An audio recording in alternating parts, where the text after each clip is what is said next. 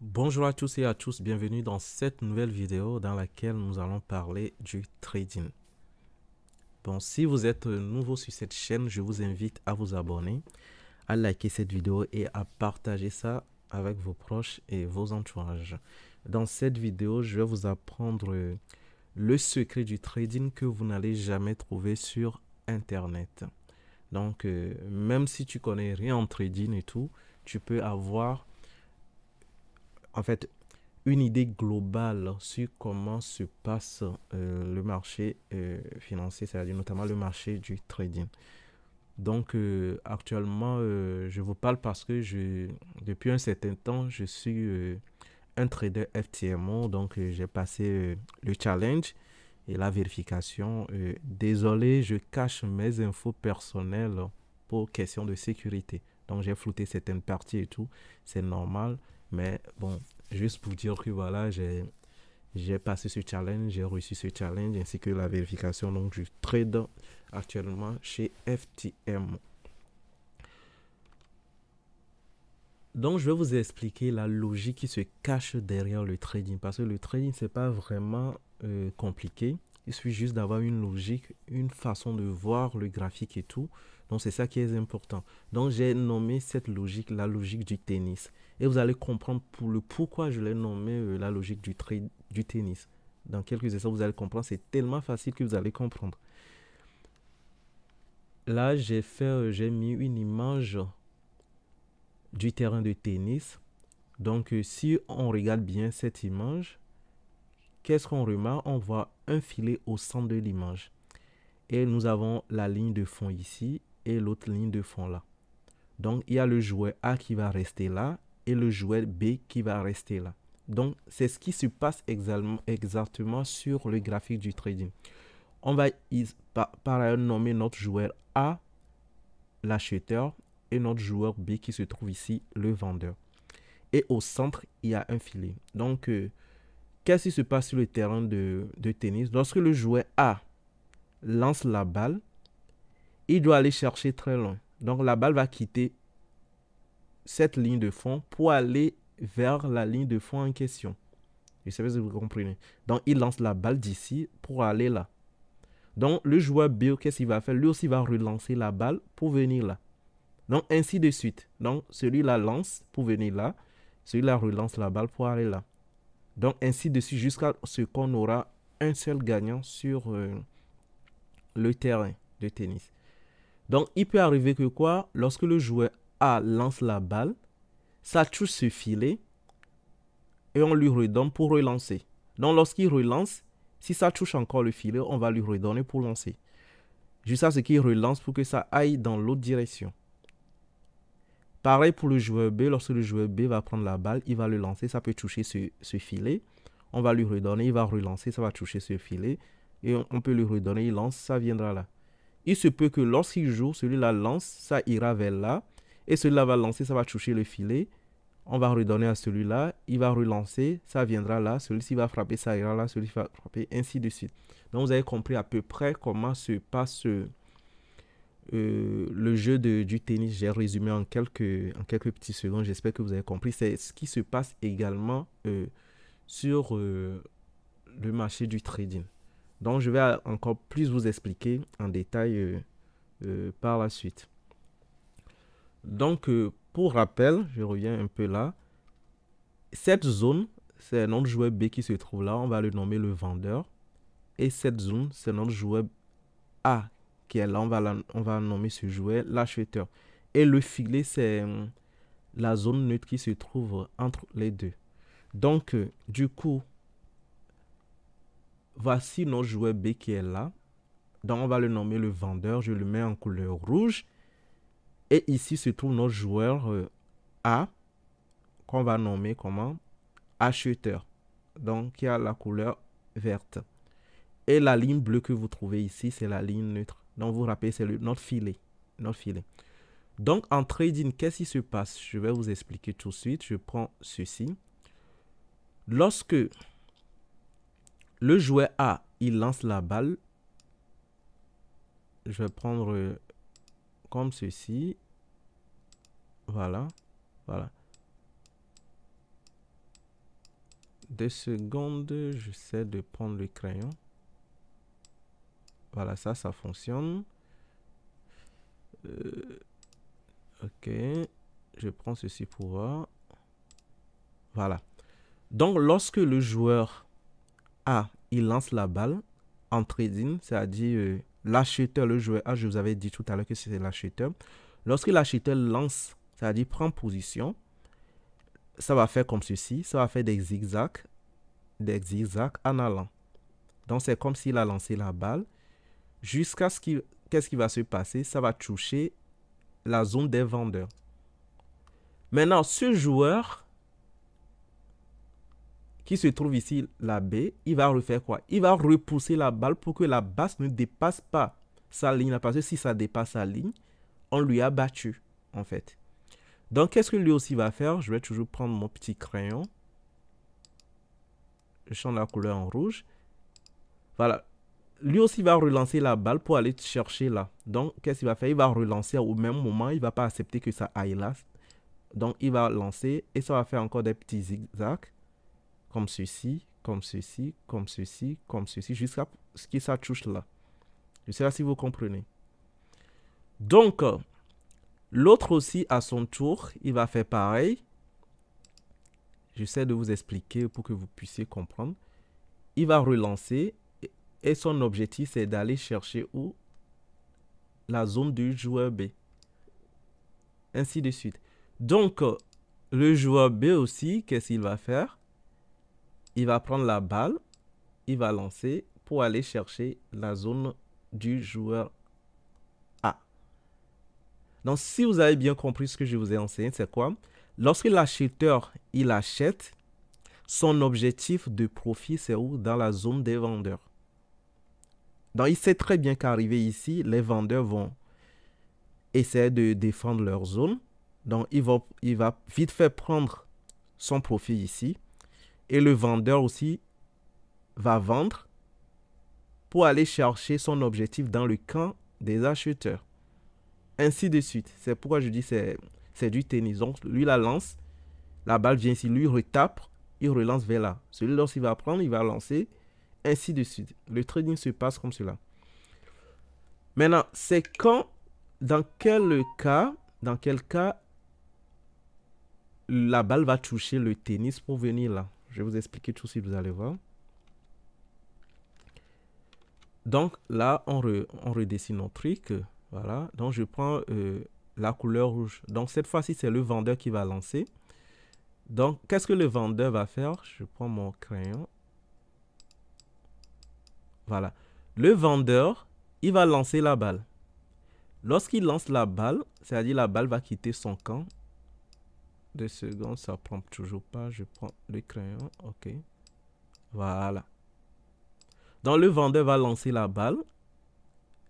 La balle va se rediriger. Puis, s'il n'a pas de force, ça va toucher le filet. Et lorsque ça touche le filet, on va lui redonner la balle. Donc, la balle va retourner dans son camp. Vous voyez? Et là, il va encore essayer de faire quoi? De relancer la balle. Pour que cette fois-ci, ça traverse le filet. Comme ceci. Comme ceci. Comme ceci. Comme ceci. Jusqu'à ce que ça touche la ligne des acheteurs. Voilà.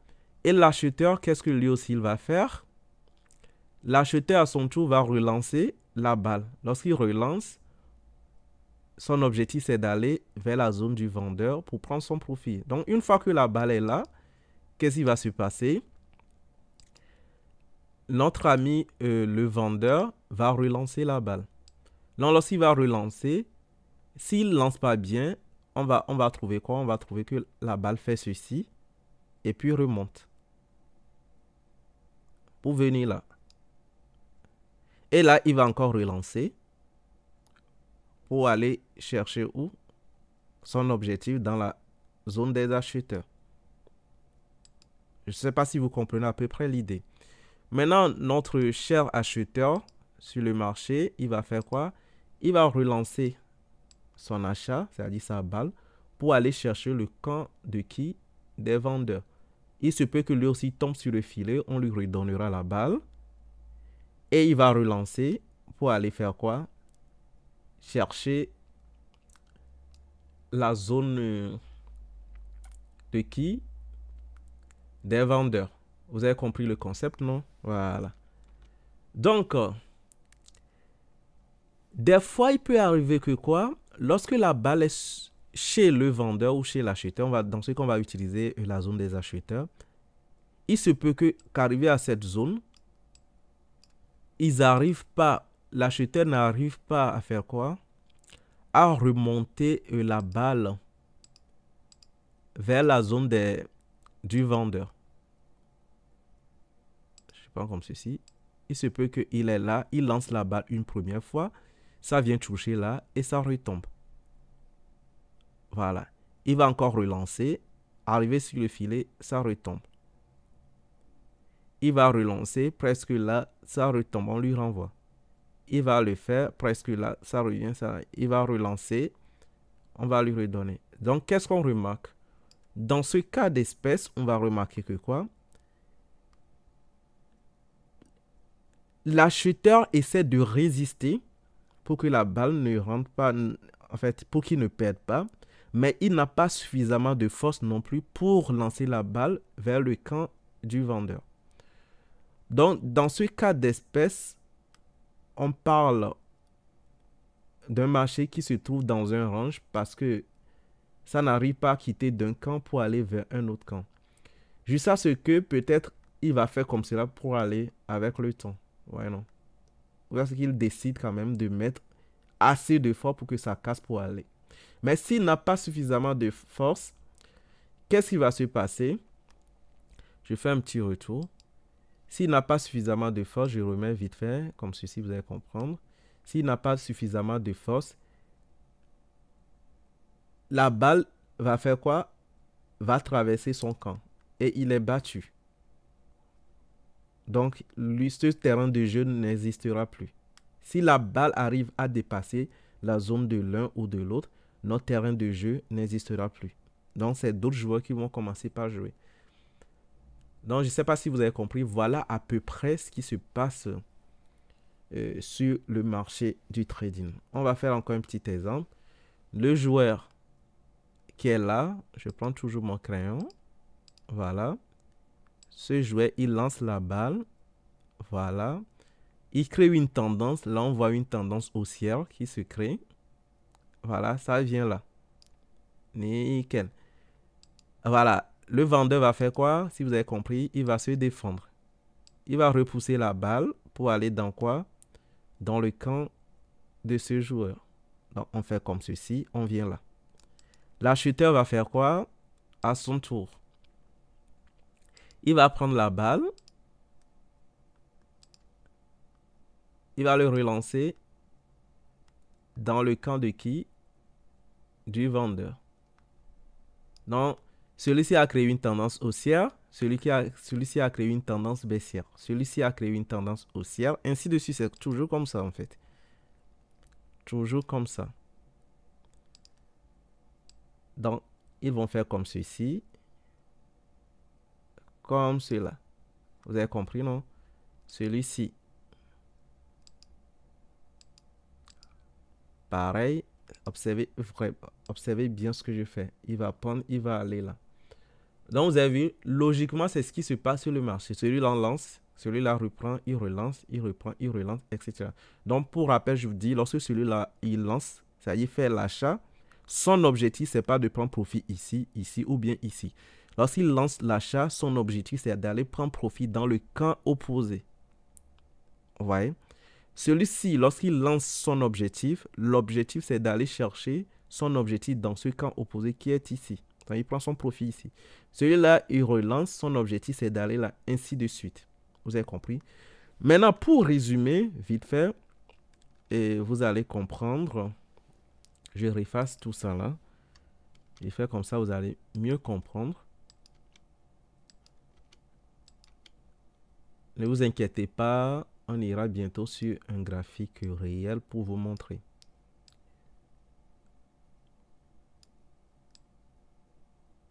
Voilà. Pour résumer, ça là, ce que vous êtes en train de voir ici, j'ajoute un test, on va l'appeler le niveau de qui? Si vous avez bien compris, le niveau des vendeurs.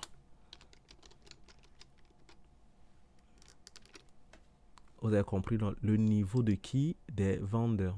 J'essaie de faire ça de façon propre.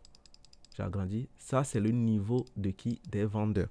Donc, si nous avons le niveau des vendeurs, nous devrions avoir quoi? Le niveau des acheteurs. Le niveau des acheteurs. Comme ça, vous allez mieux comprendre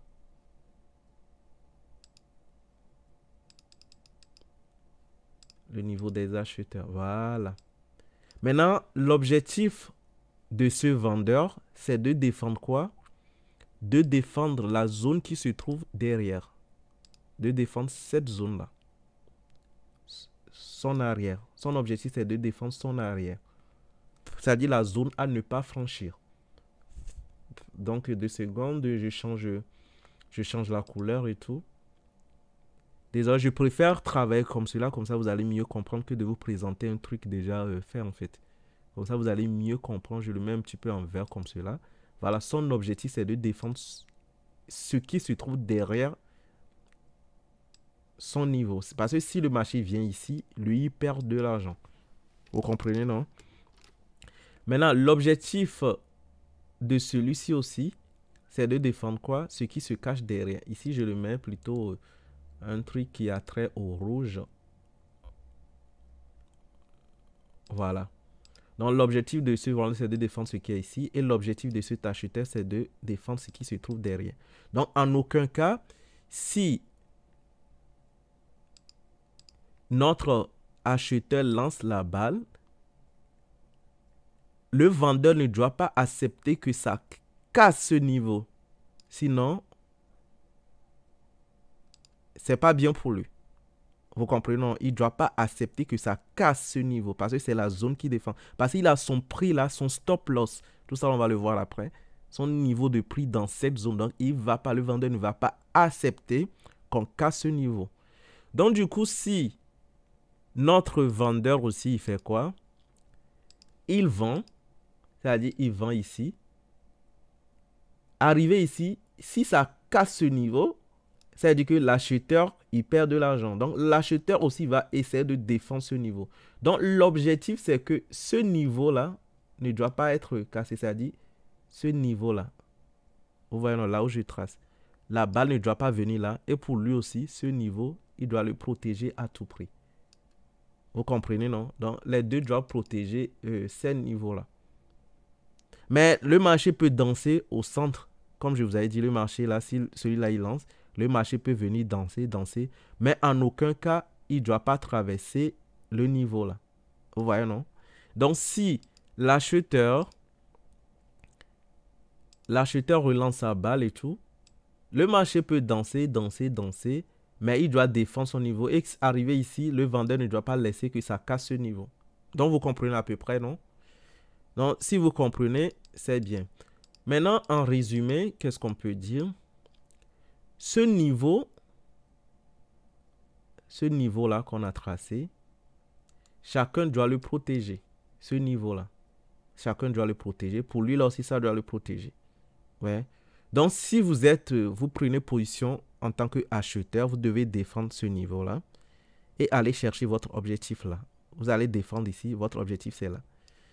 Si vous êtes vendeur, vous allez protéger derrière et votre objectif serait là.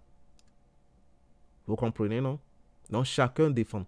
Mais puisque vous serez que des petits traders sur le marché, parce que votre quantité que vous allez acheter n'aura pas d'effet sur le marché, qu'est-ce que nous allons faire? Nous allons plutôt suivre les gros poissons là qui sont sur le marché, c'est-à-dire les gros investisseurs qui sont sur le marché. Nous, on va les suivre. C'est-à-dire, lorsqu'on va voir qu'ils vont lancer la balle, on ira faire quoi? On ira chercher là. Vous comprenez, non? Maintenant, le petit secret, avant de terminer, pour aller sur le graphique, je vais vous montrer un petit secret. Là, je vais déplacer un petit peu, comment dire, mes niveaux. Voilà, ça c'est juste pour faire un truc, voilà. Là, je vais déplacer un petit peu les niveaux, vous voyez. L'acheteur, son niveau, c'est là. Et notre vendeur, son niveau, c'est là. Je remets tout au propre. Voilà. Vous avez compris à peu près. Voilà.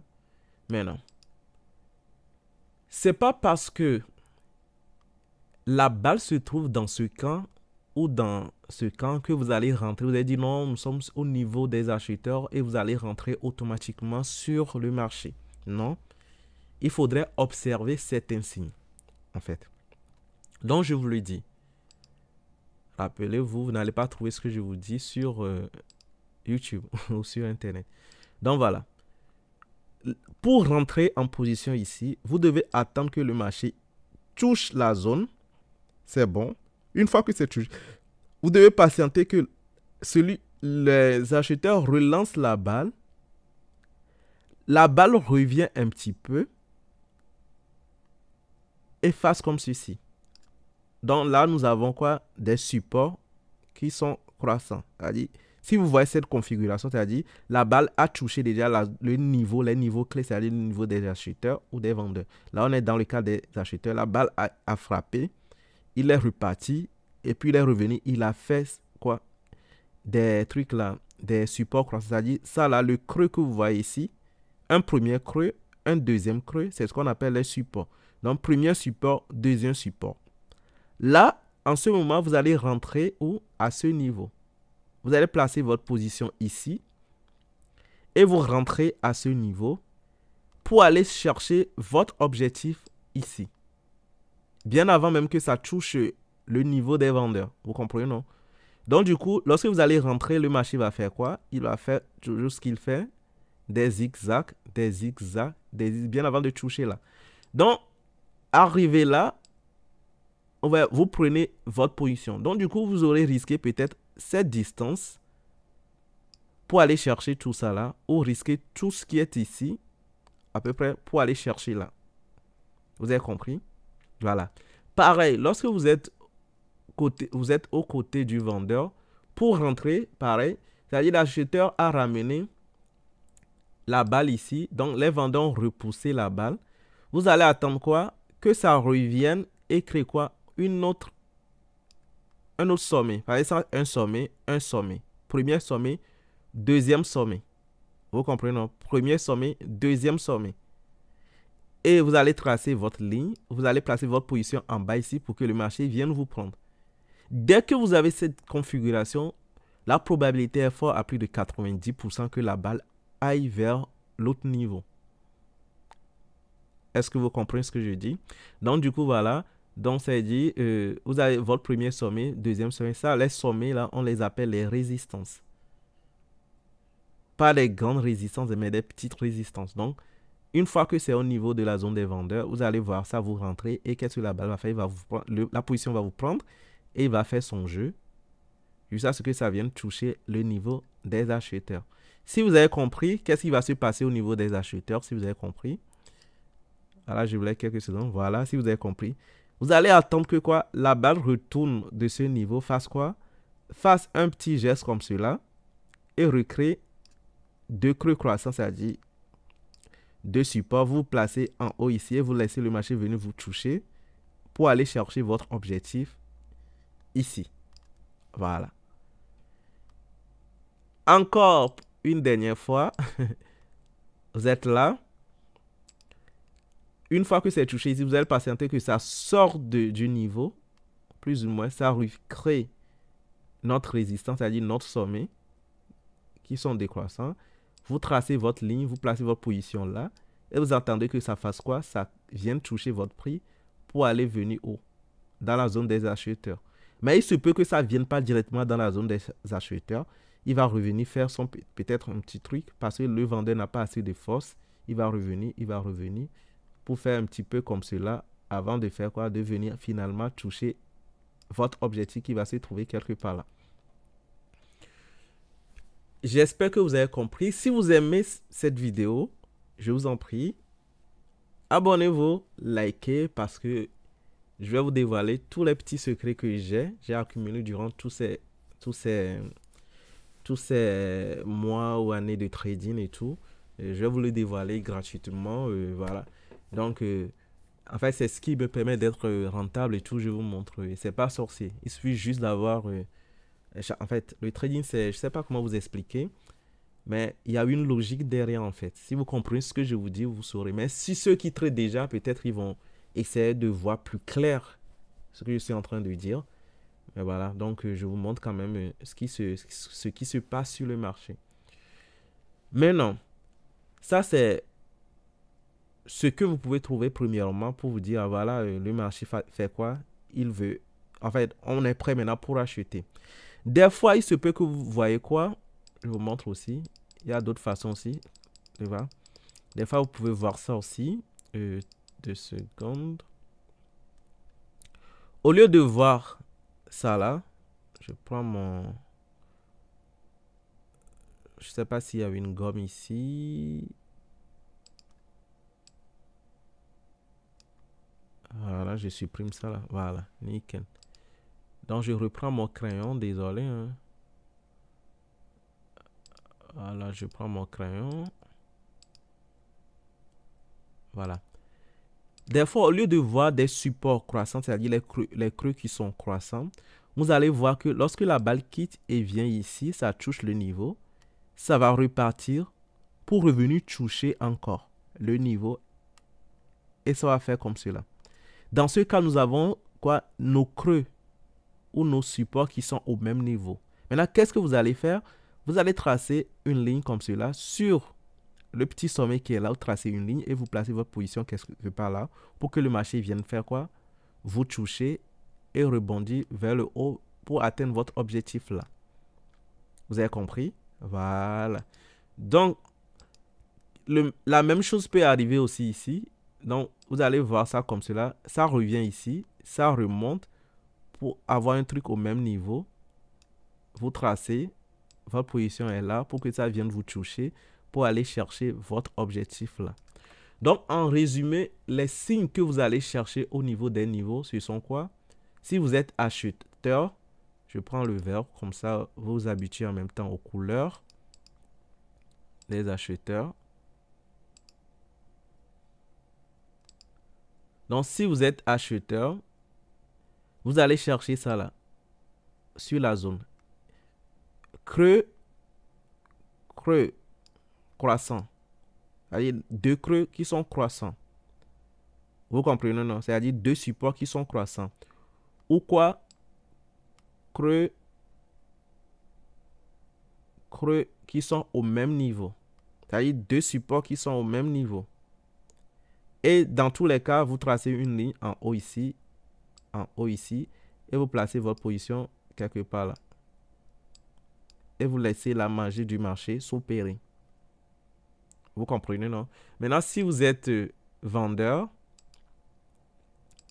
vous allez chercher sommets qui sont quoi? Décroissants. Vous comprenez, non? Sommets et sommets qui sont décroissants, ou sommets et sommets qui sont au même niveau, c'est-à-dire des résistances qui sont décroissantes et des résistances qui sont au même niveau.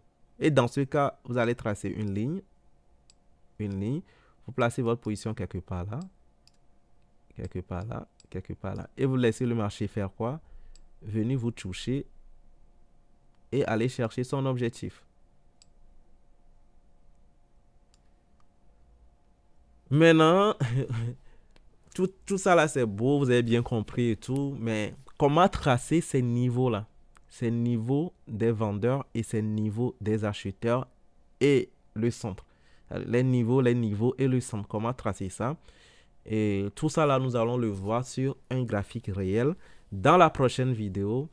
Et si vous n'avez toujours pas aimé cette vidéo, je vous prie de mettre un petit like. Commentez si vous avez des questions, commentez comme ça, commentez, et ça va me donner aussi la force d'aller plus loin dans mon explication.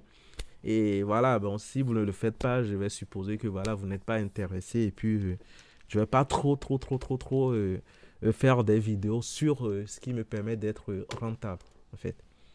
Voilà, et tout ça là c'est gratuit hein, donc à vous de voir, likez, abonnez-vous, partagez, et puis on se pince pour la suite. Donc, on se dit ciao pour la prochaine vidéo.